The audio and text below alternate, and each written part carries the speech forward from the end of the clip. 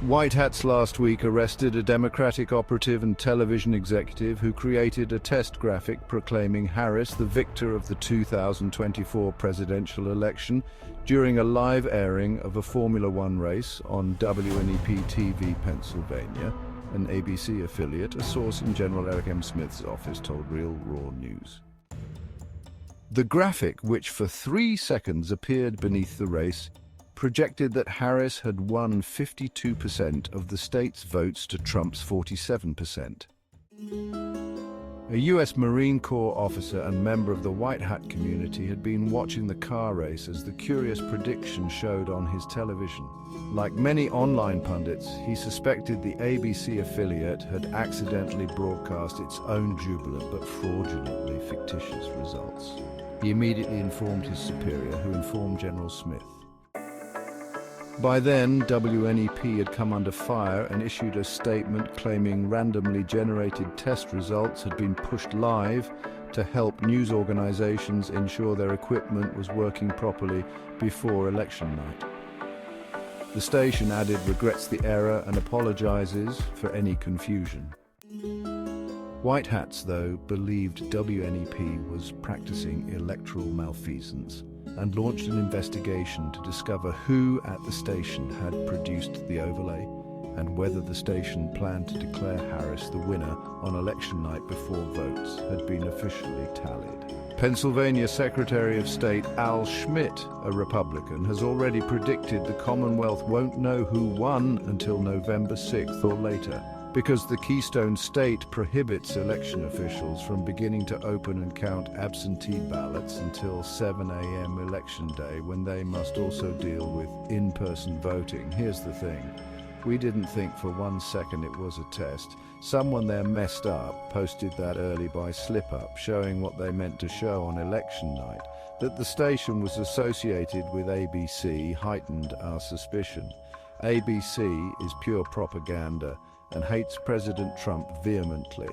Our goal was figuring out who created that and if it went all the way to the top of ABC. White hats, he added, quickly acquired the names of current employees at WNEP and probed their backgrounds for ties to either Kamala Harris or other Democratic candidates. A cursory investigation didn't thin the herd, for all of WNEP's on-air personalities and production team had contributed financially to the campaigns of Kamala Harris and Senator Bob Casey. The newsroom clearly had no impartiality. It was 100% Team Harris and suffering from that incurable ailment known as Trump derangement syndrome. On Thursday, Halloween night, Stymesworth was home alone, handing out candy to trick-or-treaters, and unaware that U.S. Marines parked in a civilian van across the street from his Moosic, Pennsylvania home were surveilling him and awaiting a chance to pounce. At 9:30 p.m., Stymesworth hung a sign on the door that read "No more candy." He couldn't have known that the next door knockers had no sweet tooth for chocolate Skittles, sweet tarts, or candy corn. They craved something else, the truth. And they did not knock politely. Rather, they stormed the house, smashing the door from its hinges with a battering ram and charging inside with weapons drawn. Our source said they wanted to impress upon Stymesworth the severity of his situation.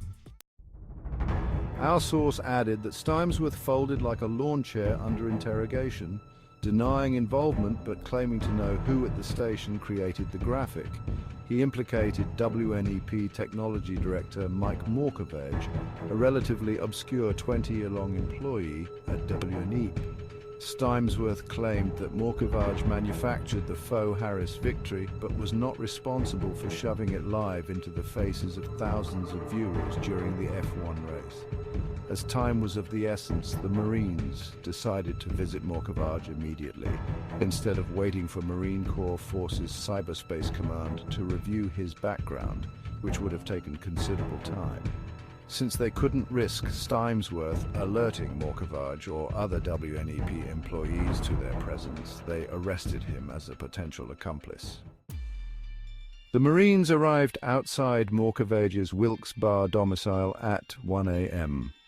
After disabling a home security system, they entered the residence and found Morkovage sleeping in the nude beside an unidentified 20-something male with Morkovage, the sick bastard, spooning his lascivious liaison. Our guys injected the unknown with a fast-active sedative, then woke up Morkovage. He screamed holy shit, seeing a dozen Marines hovering over the bed he shared with his gay lover. The Marines questioned him, but he denied everything. In fact, he said he supported Trump, but evidence around and outside the home told a different story. He had a dozen Harris Waltz lawn flags and bumper stickers for them on both his cars. Also an LGBTQ+ pride flag. More than that, there were anti-Trump news clippings all over his house. We felt we had one of the responsible parties, even if he himself didn't show the visual on air, our source said. The Marines, he said in closing, arrested Morkovage on charges of treason, election interference, and intent to willfully disseminate enemy propaganda.